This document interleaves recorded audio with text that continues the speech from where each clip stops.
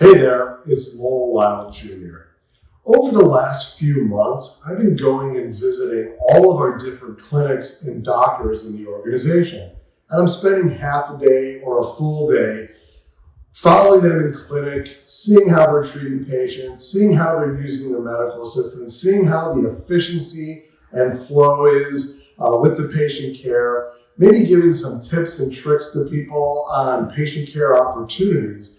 Because we could all use coaches in our lives. I always say Tom Brady, Tiger Woods, Serena Williams, they all use coaches throughout their entire career, so we can all use coaches as well to look for little things to make us better at patient care, communicating, and really engaging our team to the highest level possible. I know that I have a coach in my life, in my business life, and I really look for coaching opportunities, whether it's reading or asking other people to take a look at me and what I'm doing. Some of the things that I've been seeing, which is kind of interesting, when I'm in the clinic room with doctors who are talking to their patients or examining them, I have a moment to look around the clinic or look around the office where when I'm treating patients, there's always breakneck speed. I'm always trying to keep up, stay on top of things, see my patients, do my charting, move. But in this situation, I've had this interesting opportunity of kind of being able to sit back and look and observe and listen. And what I've found is by listening and observing, you can learn so many things about the team, about the clinic.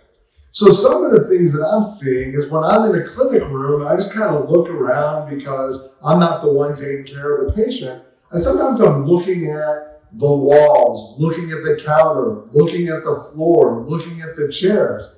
And sometimes I'm starting to see things that I didn't anticipate. There may be clutter. There may be things that date back years. There may be things on the walls that don't portray the image that you want to portray. And then sometimes I'm going to look and just sit in the waiting room and look at what's going on at your front desk. How are your front desk people inviting and engaging people as they walk in? And what are the people who are sitting in your waiting room or sitting in your treatment rooms, what are they seeing? What are they hearing? And I think it's a great lesson for all of us, where I am now spending more time listening and observing, because you can learn a lot more by listening and observing than talking.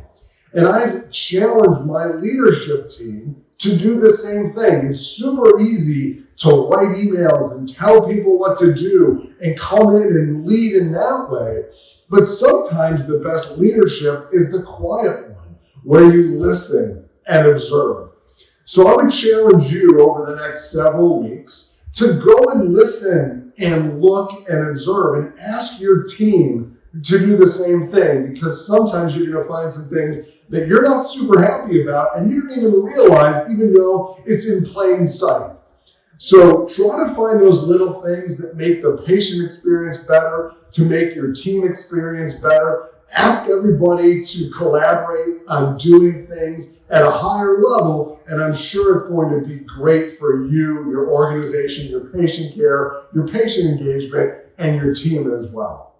Have a great week.